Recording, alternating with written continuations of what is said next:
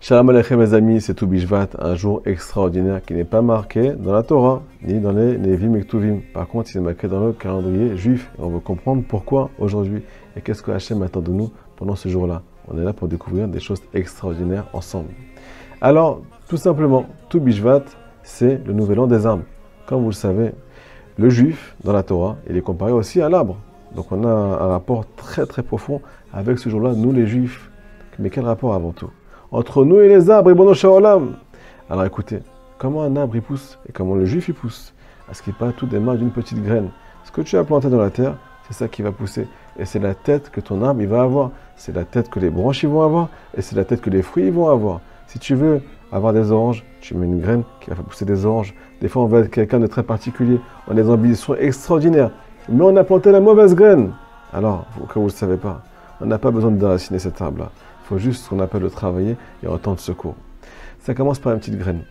Mais il faut savoir que cette graine-là, avant de pousser et de porter des fruits extraordinaires, selon la nature, elle doit pourrir. Avant tout, elle pourrit. Qu'est-ce que ça veut dire tout ça? Avant de pousser et de donner des fruits, elle doit ce qu'on appelle moisir dans la terre. Ça fait référence selon Rabbi Nachman de Breslev à ce qu'on appelle Yirida leTzorecha Aliyah. Un juif avant de grandir, il passe par une petite descente dans sa vie. Il a un moment très difficile. Et c'est des fois cette pénombre-là qui va lui faire découvrir une nouvelle lumière. Donc on doit se renouveler un maximum pendant ce jour-là. D'ailleurs, c'est le jour où les arbres, à ce qui paraît, commencent à bourgeonner. La sève commence à monter dans l'arbre. Et là, ça bourgeonne. Nous aussi, on doit commencer, ou bien aspirer plus exactement, à se renouveler. Le désir, c'est le plus important. Ça continue. À ce qui paraît, les racines vont s'implanter doucement, doucement dans la terre. Ces racines-là, alors, plus elles sont profondes dans la terre, plus l'arbre sera fort. Quel rapport entre les racines? Quel rapport avec la terre et avec nous? Alors écoutez, il marque dans l'écouter, Moran, que la terre, ça fait référence à la Emouna. Plus un juif il a mis sa racine, plus il met toutes ses forces, tout son potentiel dans la Emouna, ce qui est le début de la Torah. Anochi Hashem Elokecha, je suis l'Éternel ton Dieu. C'est de là qu'il va avoir beaucoup de force. Plus les racines elles sont implantées, plus l'arbre il va tenir devant tous les intempéries. Aucun vent ne pourra le bouger. Pareil pour le juif. Plus il a de la Emouna, plus on ne peut pas le bouger. Il est invincible. Ça continue les amis. Le tronc, plus le tronc est large, plus l'arbre est stable. C'est comment on va faire grandir ce tronc-là? Comme vous le savez, il faut arroser l'arbre. L'eau, c'est la Torah. Plus un juif étudie la Torah, plus il va découvrir sa neshama. Parce qu'on va lui faire découvrir vraiment qui il est, avec des notions qui sont divines. Plus ce tronc il est large, plus l'arbre sera fort. Ce tronc-là, il fait référence aux mitzvot. Plus tu fais des mitzvot, plus tu as une base solide.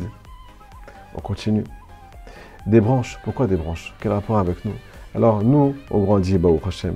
Mais on a aussi une descendance. Ça fait référence à nos enfants. Ces branches-là vont faire d'autres branches. Ça fait référence à nos petits-enfants.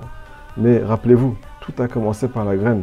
Parce qu'on a implanté dans la terre. Et combien on a mis de Emouna? Et combien on est solide? C'est à ça que vont ressembler les branches. À part ça, on a ce qu'on appelle des fruits. Ces fruits-là, c'est le fruit de nos actes. Alors, ils ne sont pas que pour nous. À ce qui paraît, ils seront consommés par les autres. Tous nos Maasim Tovim, ils vont influencer le peuple d'Israël. Ils vont faire du bien dans la création. Ils vont sauver le peuple d'Israël de ce qu'on appelle les Mechablim, les terroristes. Et ça va nous amener beaucoup de choses dans notre vie, à notre entourage. Et de là, les mains de Dieu va se poser sur nous. Mais ces fruits-là, ils sont protégés par une écorce.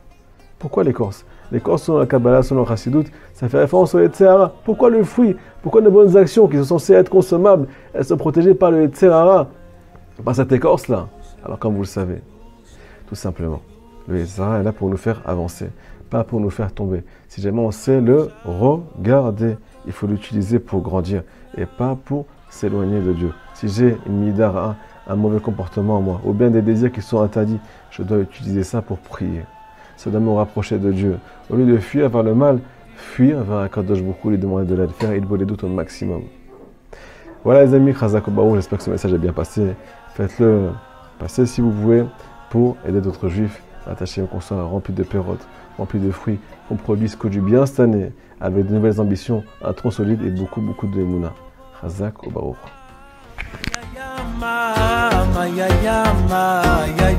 דיבורים טובים